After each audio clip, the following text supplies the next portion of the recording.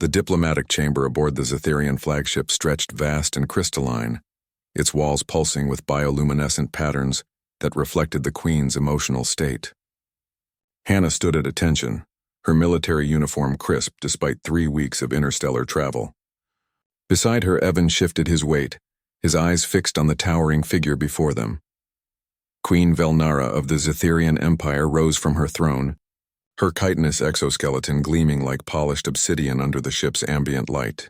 She stood nearly 8 feet tall, her 4 arms folded in a gesture that her translators had explained meant contemplation.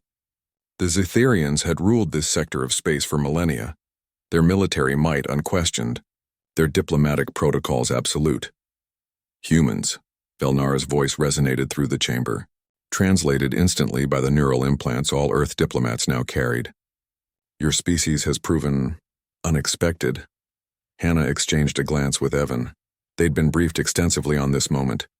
Earth's first contact with the Zetherian Empire had nearly ended in war, when a human colony ship had unknowingly settled on a sacred breeding ground.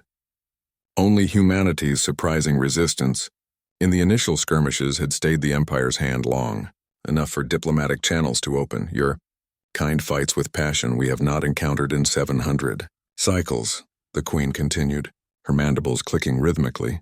You are soft, short-lived, fragile, yet you wounded our fleet. You destroyed 3 of our dreadnoughts. How? Evan cleared his throat. Your Majesty, humans don't fight for territory or resources alone. We fight for each other, for our families. Our home. Sentiment, Velnara said dismissively. All species claim such motivations. Perhaps, Hannah interjected, her voice steady. But humans have a saying, don't mistake kindness for weakness. We didn't want war with you. We still don't. But we won't surrender our freedom regardless of the cost. The Queen's eyes, all 6 of them, focused on Hannah with an intensity that would have made a lesser person flinch. The chamber fell silent except for the rhythmic humming of the ship's organic systems. This defiance, Velnara said slowly, it should anger me. Yet I find it intriguing. She descended from her throne, her movements fluid despite her armored bulk. The Zetherian Empire has absorbed 47 species. All bowed eventually. All accepted our supremacy. We're not them, Evan said. No, you are not. The Queen circled them like a predator assessing prey. This is why I propose an alternative to annihilation. A treaty. An alliance, perhaps. Hannah's heart raced, though she maintained her composure. This was more than they'd hoped for. Earth's military analysts had given humanity a 15% chance of survival in a prolonged war with the Empire. However, Velnara continued, alliances require trust, understanding. In Zetherian culture, such bonds are forged through personal connection.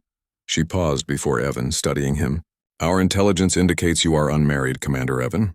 Is this correct? Evan's jaw tightened. Yes, Your Majesty. Then I offer a choice as a gesture of goodwill and cultural exchange. You may select any Zetherian female of noble birth as a mate. This union would bind our species together, create bloodlines that span the stars.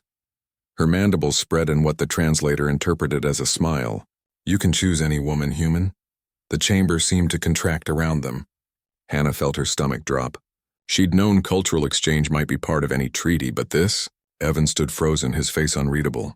The silence stretched for heartbeats that felt like hours. Then Evan spoke, his voice quiet but clear. I want you. The bioluminescent patterns on the walls flickered and died. The humming of the ship's systems seemed to falter. Velnara's 6 eyes widened in an expression that transcended species. Shock pure and absolute. You... what? The Queen's translator struggled with her tone. I want you, Evan repeated, stepping forward. If this union is meant to build trust between our peoples, then let it be between leaders. You're offering me a diplomatic marriage to create peace. I'm accepting with the highest-ranking member of your species. Hannah suppressed a smile. It was audacious, insane, perfectly human. Velnara's exoskeleton plates shifted, creating a sound like grinding stone. You understand what you ask? I am the Empress of 300 worlds. I have lived for 4 of your centuries. I am not some prize to be claimed by... I'm not claiming you, Evan interrupted, and Hannah winced at the breach of protocol. I'm choosing you. There's a difference. You offered me any woman to prove humanity's worth, to test our intentions. I'm showing you that humans don't think small. We don't do anything halfway. If we're going to join our species together, let's really do it. No intermediaries. No safe choices. The queen stared at him, her multiple limbs frozen in mid-gesture. When she finally spoke, her voice was barely above a whisper. In 700 cycles of rule, no one has dared. Well, Evan said with a slight smile. Humans are good at doing things no one's dared to do before. That's how we got to space in the first place. Something shifted in Velnara's posture. The bioluminescent patterns on the walls suddenly blazed with colors Hannah's implant couldn't translate.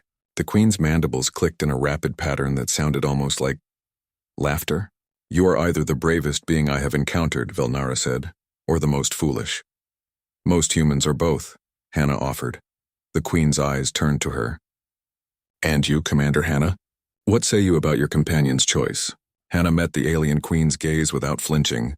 I say Evan just did the most human thing possible. He saw your test for what it was and raised the stakes. That's who we are. That's why we'll never bow.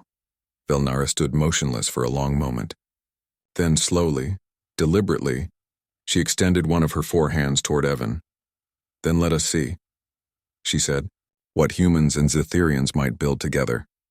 As Evan took her hand, Hannah knew Earth's history had just changed forever, not through conquest or submission, but through the sheer audacity of one human who'd refused to play by anyone else's rules. That, she thought, was humanity's real superpower.